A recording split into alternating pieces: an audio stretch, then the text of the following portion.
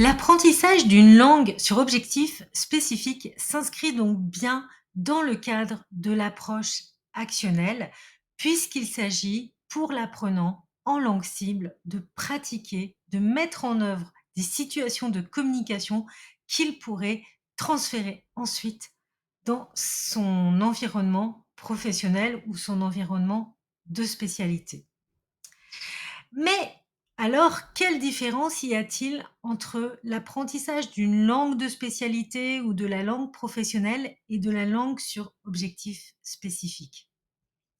Eh bien, il s'agit du contexte du cours plus que du contexte professionnel ici qu'il faut prendre en compte. Enseigner une langue à des fins professionnelles, c'est se poser la question générale du public, par exemple des juristes ou des cuisiniers, et préparer un cours de langue pour des juristes ou des cuisiniers que l'on ne connaît pas. Dans le cadre de la langue sur objectif spécifique, eh bien, on va construire un cours sur mesure. Par exemple, des cuisiniers qui travaillent dans un restaurant gastronomique et on va analyser leur quotidien à eux avec ses spécificités pour créer le cours.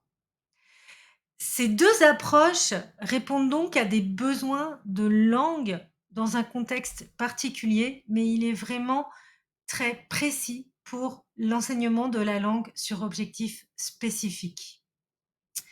La différence va essentiellement se jouer au moment de l'analyse préliminaire, c'est-à-dire en amont de la conception du cours, et c'est ce que nous allons voir dans la vidéo suivante.